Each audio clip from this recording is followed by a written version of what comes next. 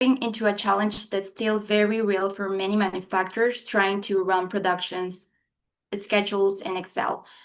We're going to explore the real limitations of its spreadsheet-based planning, what a better path looks like with a modern APS system, and how some of the world's leading manufacturers are gaining visibility and control with PlanetTogether. Let's see. Here's a quick look at what we'll be covering today. We will start with the Excel challenge, why so many manufacturers are still rely on spreadsheets and where the limitation begin to show. Then we will share some global insights and real stories of how companies around the world are modernizing their scheduling.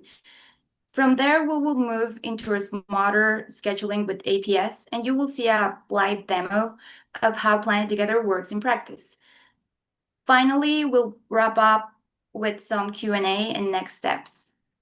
Thanks again for joining. Let's see a couple more minutes. This will be the agenda. So let's continue. But before we dive in, we'd love to hear from you. Take a moment to answer this quick poll.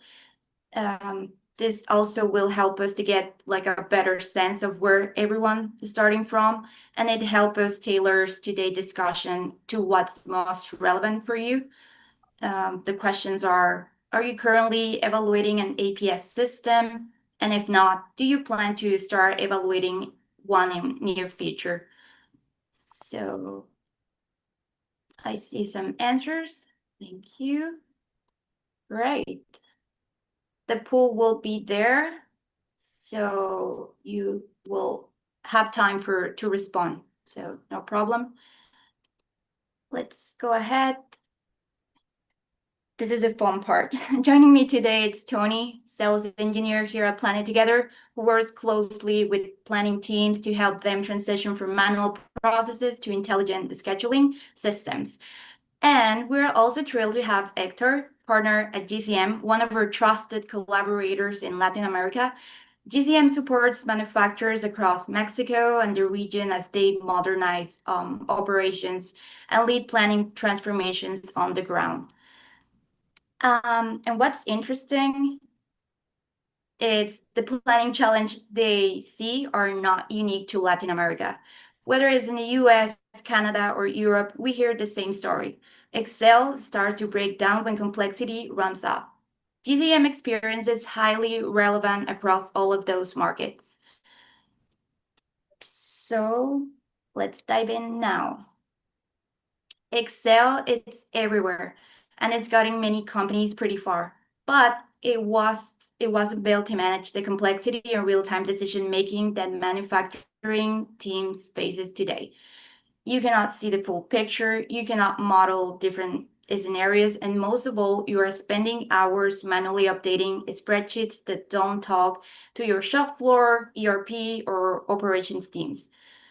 What worked when you had 10 jobs a day becomes a nightmare when you have hundreds with tight delivery windows, shared machines, and constant disruptions. And that's where things start to break down. Tony, you have worked closely with many of our customers as they move beyond Excel. What patterns are you seeing? Yeah, it's surprisingly consistent across the industries, across the different regions and countries that we work with. Whether we're talking to teams out in California or Germany or Sao Paulo, I think the core issue has been pretty consistent and the same. And that's just that spreadsheets at the end of the day can't keep up. They were never designed for this. So scheduling becomes really reactive rather than proactive the way your schedulers would like. So, your teams can't respond as fast to the last minute changes or the unexpected breakdowns that happen. And your planners and schedulers just end up acting like firefighters.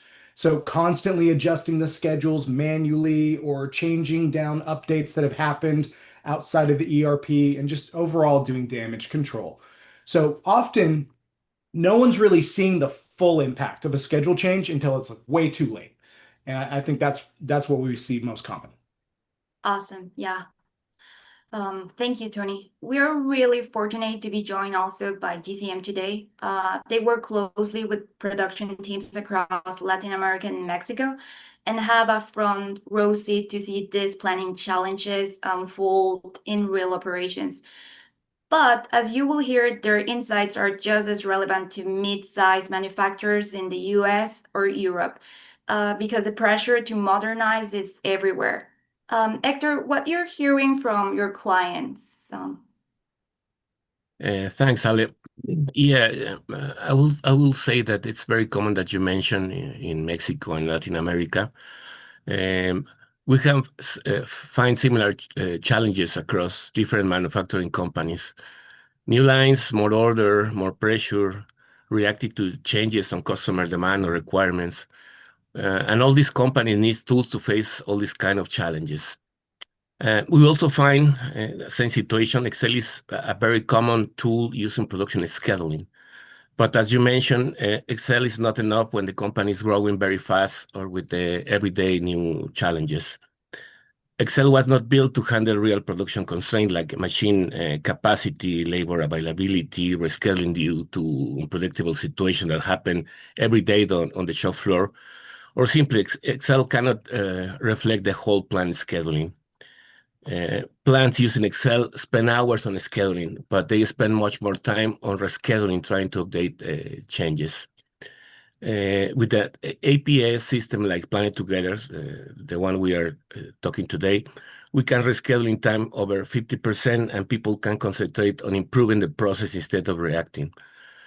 And finally, I would like to say that this is not a regional issue or company size situation. We can see everywhere the same scheduling pains of big companies or more family companies in Mexico and Latin America, in all the markets. Thank you, Ale. Wow, that was such a powerful example.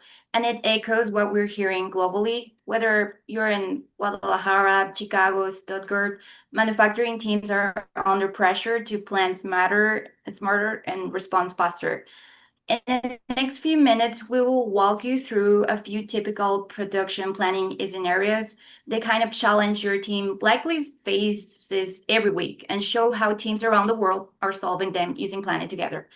You will get an inside look at how modern planners are moving from a spreadsheet chaos to a more controlled, intelligent, and connected processes. I will suggest you think of this as a working session, a chance to reimagine what your scheduling could become when it's built for growth. And support that reflection, we also be sending you a copy of the APS readiness score after this session. It's a short self-assessment that helps you benchmark where your team stands today and uncover areas where smarter planning could have the biggest impact. It's also a great tool to share internally with operations or leaderships as you evaluate what's next. That's why we ask at the beginning where you were, like on the part of evaluating an APS system, so you will have more information. So with that in mind, let's take a look inside PlanetTogether and show you what smarter planning looks like in action. Tony?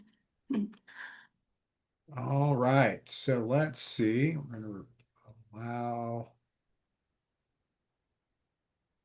share my screen. I'm going to take over yours now. Sure. Let me know if you can see that. All right. Ollie, can you confirm you're able to see? Yes. Okay, perfect. All right, so here's what we're going to do. We're going to walk through a live demonstration of this, and so hopefully everything goes nice and smooth. What I'd like for you all to do is to think about the process where you're currently creating production schedules using Excel or using some kind of sticky notes on a whiteboard or a mag board. There's all kinds of things that we hear our customers do when they're not using a modernized APS. So what we're going to be walking through in today's demonstration is an example of what this could look like from the perspective of, let's say, an aerospace manufacturer that's using Excel and they're trying to begin to transition into an APS. The way things will actually work is we will tightly connect to your ERP. We'll create an integration that happens on a routine basis, whether that's automated or ad hoc refreshes, your choice. We'll be able to pull in your master data and then have that information represented on the screen like we're seeing right now. On the left-hand side, I want you to think about this as all of the machines, operational steps, let's say labor pools or individuals who are certified that might need to have capacities modeled. This becomes really important because when you're working in Excel, oftentimes these are some of the biggest struggles that we hear is that when you're trying to plan things out on machines, it's really difficult to account for things like scheduling a job on a machine and connecting and making sure you've got all of the operators ready to work at the right times. We'll show you how to easily connect that within our systems. Or when you decide to move things around on a schedule, what's the downstream ripple effect? What's going to cause other jobs to be late if you make that move? How can you be proactive about addressing those challenges when they do pop up? So that's really what we're going to model and simulate. But first, it begins by understanding what you're looking at. So machines and operations on the left. Like I said, this could even be things like outside processing, where I'm sending it out to a subcontractor to do a little bit of work, and we can track what that's looking like here. Or it could be labor pools down at the bottom. In the middle, you're going to see the actual jobs that we're going to be working and tracking. And then on the right-hand side is so critical. This is what we call metrics. Think of these like instant alerts. When you have something that goes wrong in production or something that goes right, you want to immediately be notified of that so you can proactively approach the challenge or notify people so that you can adapt very quickly. Let's use this hypothetical example and say that as a scheduler in that aerospace, fictitious company, I've come in for the day and I see that we've got 113 late jobs sitting in production. And my responsibility today, even though we have a stable schedule, I'm going to try and figure out, can I get us below the 113 mark? What can I do to try and work through that? So if you notice here, we've got all of these gaps that exist on the different resources. This is going to be a timeline that we can scroll down into, down to the minute. So you get very accurate and precise schedules. All of the information that we show inside of these boxes is configurable. So if there's bits of data that you really need to have visibly represented with either words or colors, you can customize all of this to meet your needs as a scheduler. And what I'm going to do is to click on one of these jobs and to show you a little bit of what this looks like to really help move things forward from a scheduling perspective. Maybe a quick moment to explain what you're seeing. As I've selected one of these jobs, you'll notice that there are these two green arrows that exist on the left. This tells me where I can drag and drop things onto a Gantt chart, where I have the capability of performing that operational step. I don't know if you've ever run into this, but we hear this quite often. Sometimes people will accidentally schedule a job on a machine that can't actually perform the operations. So you have people show up for work and then, oops, can't do the job. Now we need to have things rescheduled and shifted around. So we try to provide bumper rails to prevent sort of that accidental dropping in the wrong area. You'll also notice there are these golden arrows that come out of the right-hand side. This allows me to tightly connect one operation to the next. So you notice that as I drag this a little farther in the timeline, it automatically moved downstream operations. Now here's the fun part. You'll also notice that when I made that move, you can see here that I caused one new job to become late. That's not ideal, but if I need to drill in and figure out which operation is now problematic, which is no longer on time, I can click this alert. It will take me into a custom view that looks like a rows and columns format, kind of like Excel, and I can have all of the data that's relevant and appropriate for me to look at here. So if I wanted to import in my customer data, what products they ordered inside of their order, and when we're shifting the new arrival date of the product, all of that information can be surfaced here in this custom view. As a scheduler, I now have some pretty important information to make decisions around. For example, is this going to be something where I now can proactively approach the customer and say, I'm sorry, we have to delay your order by 2 days? You know what? You know this customer, and it's going to be okay if you do that. You've got a good relationship with them. Or maybe the opposite is true. Maybe they're a high value customer that you can't afford to have them walk away and you don't really have a good relationship with them. So it's not acceptable that this order is going to be late. You have to figure out something alternative. So this is just one of those proactive ways that we can show you what's happening when you make the moves so that you're not waiting until, the customer calls in saying, "What's the deal? Where's my order?" And now everything is on red alert and you're running around expediting stuff. We hear that all the time. Now let's take a look at how we would optimize our sequence and schedule very quickly. Inside of our platform, we have a section called sequence planning, and this allows us to create the logic behind what a good schedule is for your environment. For example, not every company values the exact same things, so we can't sequence things the exact same. And this allows you to have the flexibility to choose from month to month or schedule to schedule how you want to organize this information. In this particular example, I have it set to where job need date is at a point value of 350, and then customer priority is 290, hot jobs is 250, everything else is 0.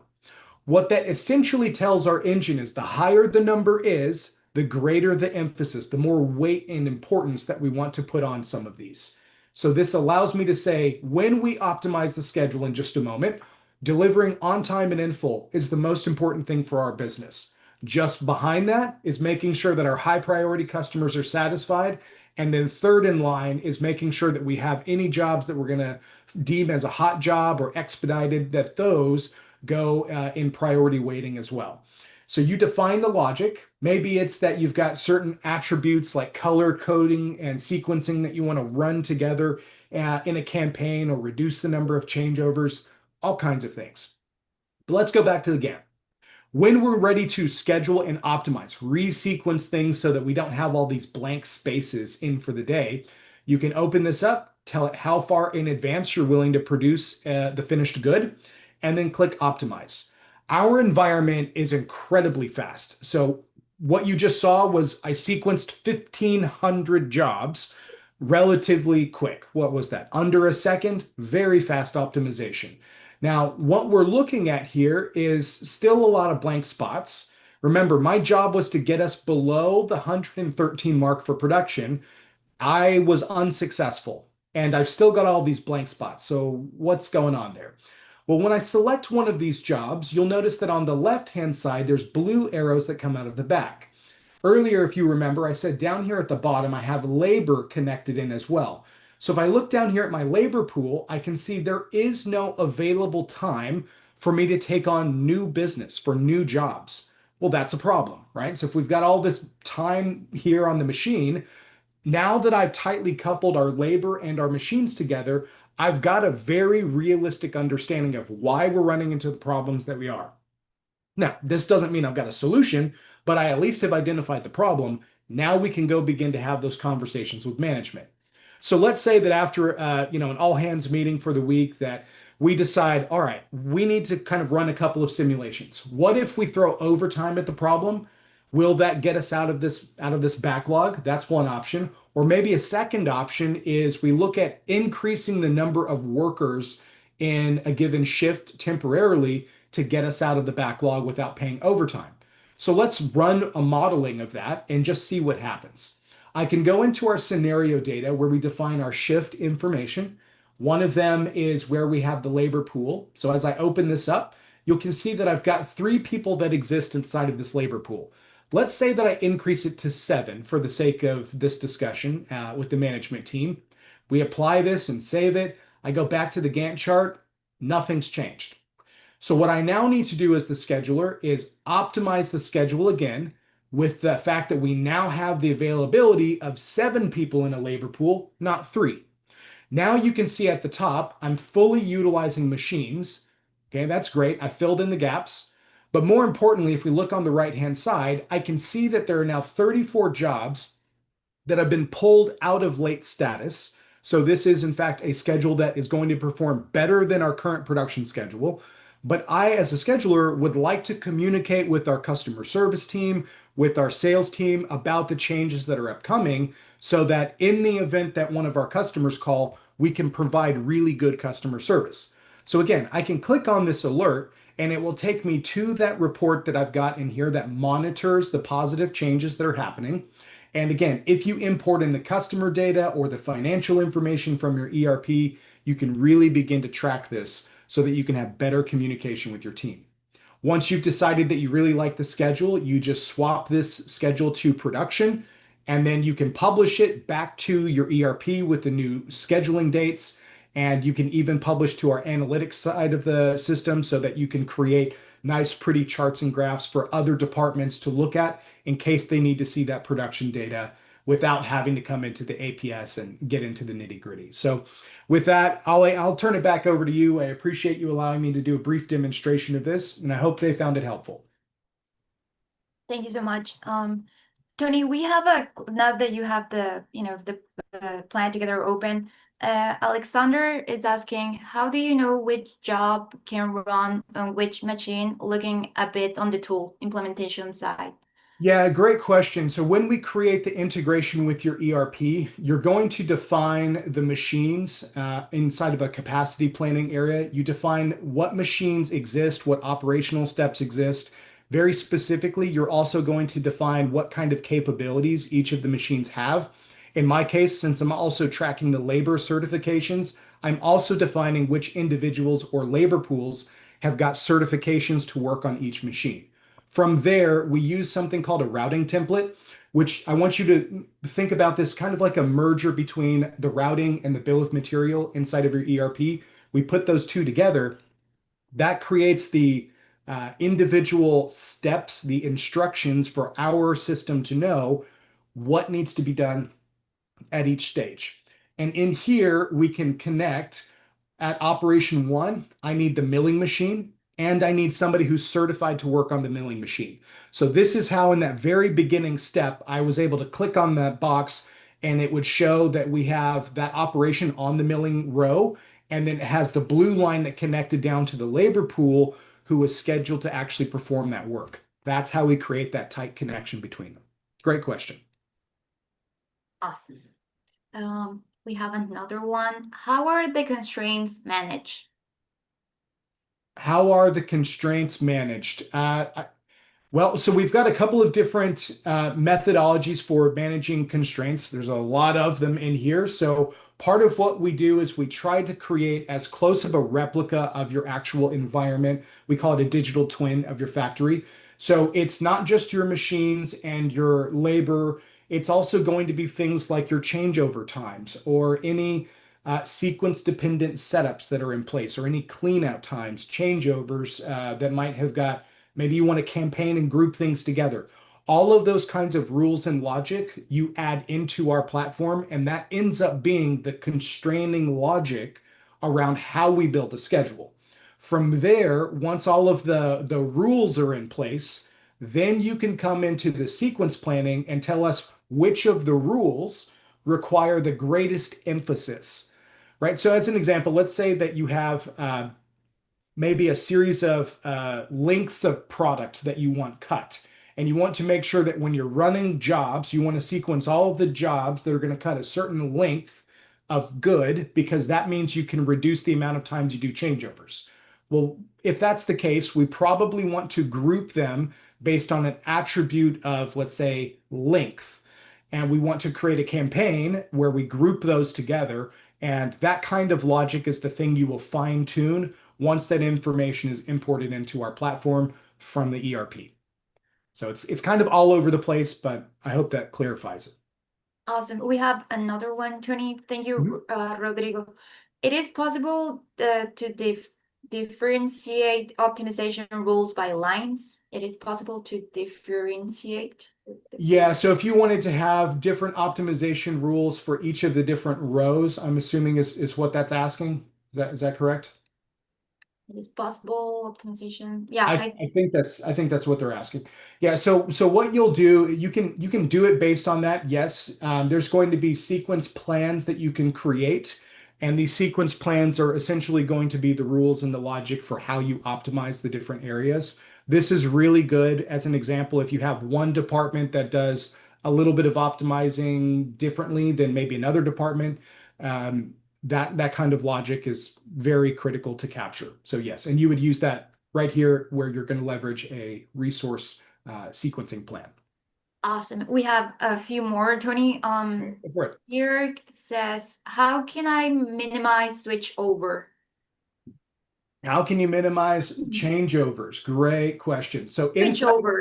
Switch over. switchovers, yes. So when you're switching from one product to another, right, you're going through that changeover process. We have what we call a data table inside of our backend system.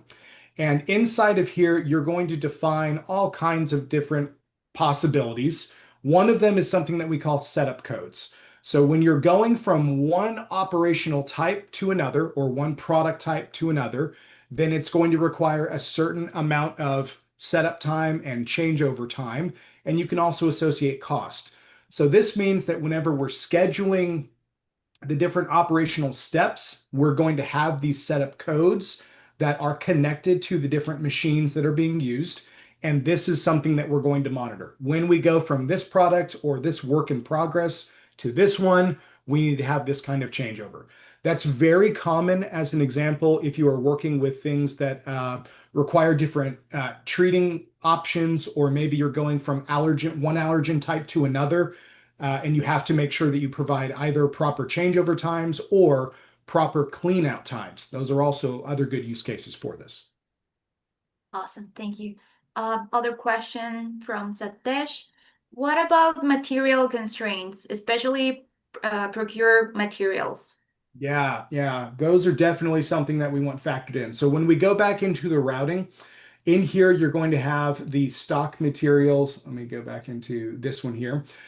Stock materials at each step are how we connect each of the operational steps to the resources, the actual raw materials or intermediate goods, the WIP, that you might be pulling from the warehouse or from inventory. So you're going to see which items exist there that we're pulling from, and then what kind of constraints each item is going to have.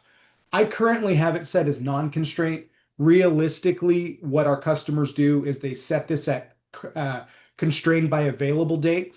This means that if the material is not available inside of your inventory, or if you're not actively producing it right now, how soon can you cut a PO and receive that good? Once we have that receipt date of the good, then we can put the next job that needs those resources on the schedule. This works really well when you pair our APS with, let's say, an MRP system from your ERP. If you use MRP there, you're going to have all of those available dates coming from that MRP process. Now we just inhale those available dates, and then we can plan things out very finite, very down to the minute, what your ERP was doing on daily buckets with their rough cut capacity plan. So this is how we can. Perfect. Tony, we have like 5 more questions. Do we want to continue? We have 1 minute, I think. Go ahead. Yeah. Or I'm fine if you are. I know that we have a stop coming up in a minute. Go ahead. Sure. Let's see. Debbie is asking what technical skills are required for the scheduler to use the app? Technical skills, other than getting trained on how to use our APS, when we go through the implementation process, we spend a lot of time with your team making sure that you understand how to use our platform so that when things go live, there's no surprises. But I would say that after a week or two worth of hands-on training and trying things out for yourself, that's about it. There's not coding skills that you need or anything like that. If you like to create custom reports, we use Power BI on the back end. So if you want to dabble on that side of things, then learning Microsoft's Power BI product certainly could be of help there, but that's not required. We provide a lot of reports out of the box.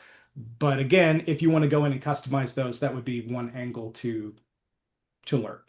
So yeah, Awesome. Just dragging and dropping. This is where you're going to spend your time, right here. Yeah, that's right. Thanks to the ones that are, leaving. We are going to be continue answering questions, but you will receive the recording and also or freebie just to see. Yeah, you will see where you at. Another question, Satesh is asking, it is heuristic optimization? Heuristic.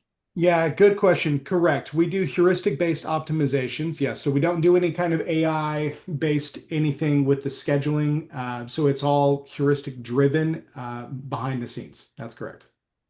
Okay. Next one. Great observation. MRP data are imported from ERP? Yes, we can either use your ERP's MRP data if you have that. However, we do know that there's a lot of ERPs that charge for the MRP module. So there's a lot of our customers that do not purchase their ERP's MRP functionality. If that's your situation, our platform does come with an MRP and MPS capability.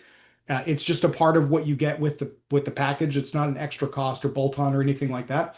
So you can leverage ours in the event that you do not already have one. But yes, if you are using your ERPs, we will import that in and use that as what we schedule on the Gantt chart. Thank you. It is possible to define the the minimum and maximum campaign quantity and or cost by lines. Yes, you can define that. Yes, that's correct. So when, again, we're going back to the routing templates, that's all going to happen behind the scenes in the logic when you're determining um, the rules for how things get established on the back end. I say on the back end within the various tabs. There to give some perspective, there's all of these different tabs and boards. I'm showing you one tab here, but there's a couple of others we've clicked through. So there's a lot of different areas that you would set up as part of the platform getting up and running, where we inhale that in. Defining the minimum and maximum quantities in a campaign is one of those data points that you would configure. And then once that's there, that is a rule that we adhere to as a constraint when we're doing the sequencing and scheduling. So the goal would be to make sure that we can maximize your campaigns while minimizing the short runs that you have, unless your objective is to have short runs. So yeah, we can do that. It is possible we do KPI-based schedule optimization. Example, I want to schedule in a way to maximize my profitability. You want to maximize your profitability. I see. That's right. Yeah, so if you want something like that, correct, the way you would do that is going into our sequence planning in here, and that's one of the 58 different methods. So you would just tell us which business KPI your company cares about, and then we would find the version in here that helps get that objective done. So if you want to maximize profitability for the quarter, that's going to be a combination of things, right? That's making sure that you have minimized changeovers, you have maximizing your product throughput. There's a couple of things that factor into having the highest profitable output as possible. And so we just need to dial in the numbers, and then that can produce the schedule to accomplish that business objective. Yep. Great. Is APS for galvanization supporter setting beams, capacity, and planning different products in one job? Okay, make sure I understood that correctly. This is asking, is galvanization supported? That's right. Sure. Yeah, pretty much any kind of step like that. For us, we just need to understand how to define that. So inside of our platform, as an example, galvanization is likely an attribute that you would put inside of here. Some products will be galvanized, some will not. So that would be a defining attribute. So maybe, as an example, you've got certain types of steel that are going to go through a machine, and you want to make sure that all the galvanized pipe go through at one time and non-galvanized go through at a different time. You could do something like that, but that most commonly when we work with our metal fabrication and our steel companies, that is an attribute that they put within the routing templates to define the product that they're going to produce. Yep. Thank you, Tony. We have like 6 more. Do we want to continue? No, I think since we're email? over on time, what we'll do is I would love to answer your questions. So what I'm going to have Ollie do is send me them after we're done, Sure. and I'll make sure that we can get those emailed out to people with all the answers. and get that to you. So I promise I will answer your questions, but we are 5 minutes over in past time, and I want to be respectful of the fact that you came for a 30-minute webinar. So Ali, I'll turn this back over to you. Thank you for the time. Sounds good. Thanks again also for everyone dropping questions. I just copy them and yeah, we will follow up. Thank you again, Tony, for walking also through that demo. What you saw is exactly what we've been talking about from the start of today's session, moving from a spreadsheet firefighting to a more connected, intelligent way of the scheduling. Instead of planners chasing updates and reacting to every disruption, PlanetTogether gives them visibility and tools to model scenarios, make confident decisions, and stay ahead of change. And as Hector mentioned earlier, this is not just theory. Manufacturers we work with, whether they're running 2 plants or 20, are cutting rescheduling time in half, reducing missed deliveries and freeing up planners to focus on continuous improvement instead of manual updates. So yeah, I also want to give you a little time for reflection. I think you will like to think about your own team for a moment. How many hours are spent each week just updating schedules, and what could you achieve if even half of that time was freed up? That's exactly the reflection or APS readiness score is designed to support, that we will send you a copy. So on behalf of Tony, Hector, and all of us here at PlanetTogether, thank you so much for joining us today. We will look forward to continuing the conversation and help your team unlock what's possible when you're scheduling its bill for growth. Have a great rest of your day. Thank you. Thank you. Thank you. Bye-bye. Goodbye.